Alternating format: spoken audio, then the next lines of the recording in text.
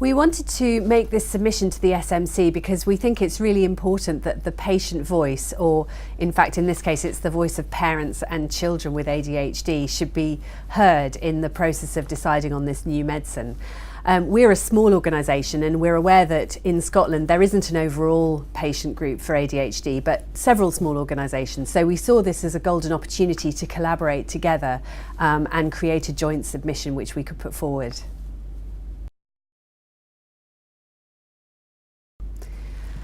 Well, we didn't have a very long time to make our submission, about 4 weeks in total. So we decided that the best thing would be to do a consultation with our members via an online survey. So the first part of the process was to register as patient group partners with SMC, and then we designed and sent out an online survey via Facebook, email, as many ways as we could think of to members of our organisations. And we shaped the questions very much around the kinds of things that we'd want to write in our submission. We didn't give people long to reply, but we had about 85 responses, which we then analysed and used to inform what we wrote in our submission to SMC, which we then submitted.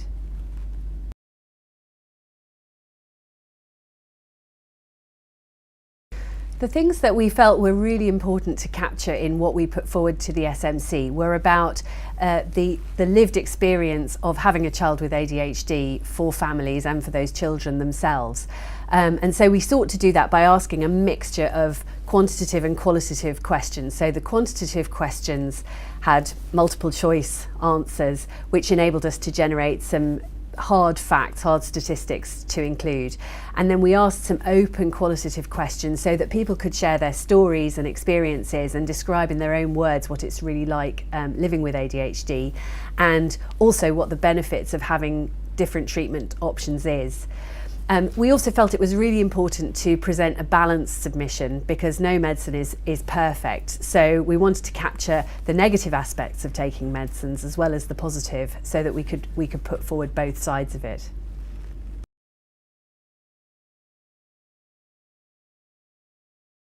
We found the public involvement team really helpful to guide us through the process because we'd never done an SMC submission before, but they played a number of roles. First of all, they found us in the first instance and invited us to take part.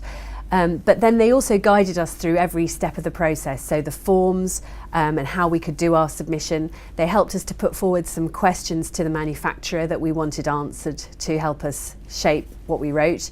And they also explained to us what would happen to our submission afterwards and how the SMC meeting itself would work, and gave us the chance to come along and attend that meeting. So they were vital really to enabling us to submit in the short time that we did.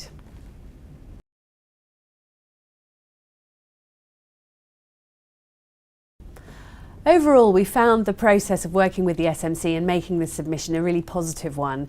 We certainly had to move quickly. There was quite a short deadline to be involved, but I think the fact that the public involvement team was so helpful and approachable really made it possible for us to do that in that short time scale, even though we're a very small organisation with limited resources. So overall, I thought the process was excellent.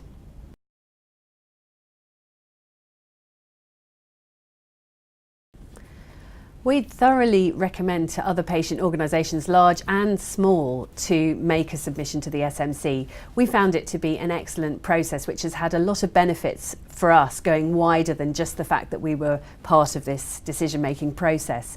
So the information that we gathered as a result of our consultation has been much more widely used than just within our submission. In fact, the form is quite small, so we could only use a proportion of it, but we've presented our findings in lots of other places, and it's really acted as a spur for us as a group of patient organisations to collaborate on other activities going forward. So overall, I would highly recommend this process to any patient group.